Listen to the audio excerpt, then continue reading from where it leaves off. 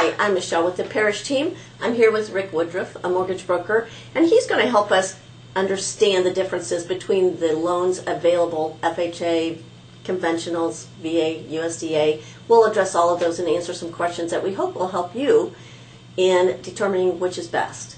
So first thing I want to talk about is with the FHA versus the conventional, what are the down payment requirements for each of those? FHA has a 3.5% down payment and conventional is 5%.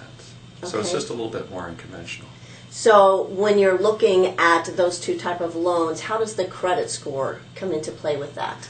Actually, it used to be FHA used to allow lower credit scores than conventional, and it's now changed. Conventional, you can have a lower credit score than FHA. Okay, so is one of them more forgiving? Like if you've had some credit issues, is one of them more forgiving in those issues, or? Yes, when we underwrite a loan on FHA, it's typically more forgiving on credit. If you've had a lot of recent bad credit, FHA is a little bit more loose than FHA is. So if somebody has had in their credit history either a foreclosure or a bankruptcy, how does that affect them getting a loan? Is there a time frame they need to wait? There is. FHA, typically you want to wait a period of 3 years if you've had a foreclosure, a deed in lieu of foreclosure. Certain bankruptcies can be 2 years on FHA.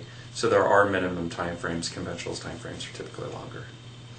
Okay, and then when we're looking at that, we always hear people talking about PMI or the private mortgage insurance. Can you explain what that is and how it applies to each of those? Yeah, comparing conventional to FHA, FHA is more expensive in their private mortgage insurance. They charge an upfront mortgage insurance premium of 1.75% of your sales price.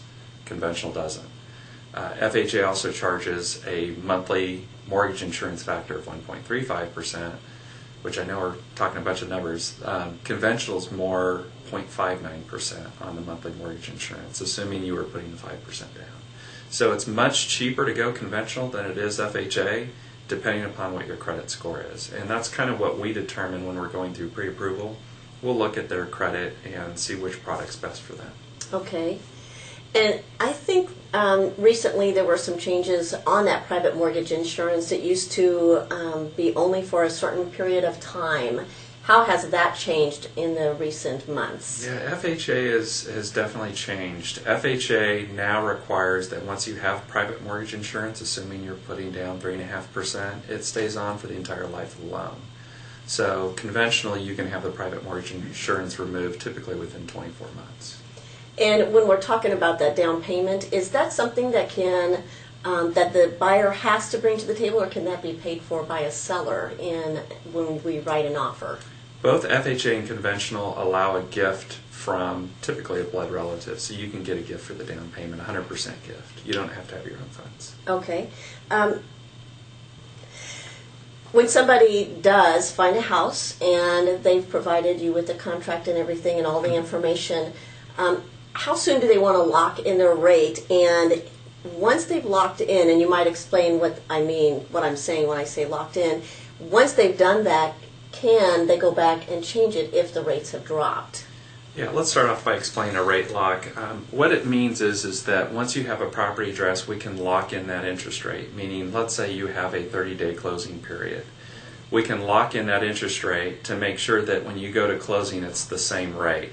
Floating would be the other option where you're not locking in an interest rate, and you're going to vary day to day depending upon what rates do. Usually we make that decision based on the market at the time. Some of the times we're in a downward market, we usually don't want to lock a rate if rates are improving.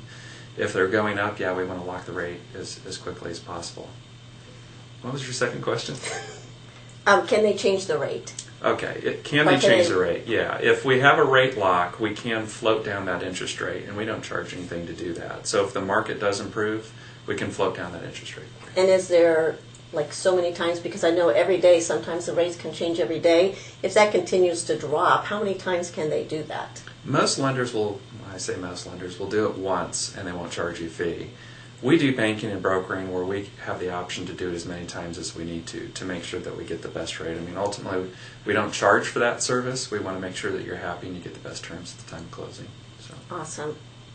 Well, I hope that helped with some of your questions. If you want more current information, feel free to give Rick a call. His number's at the bottom of the screen. Thanks so much.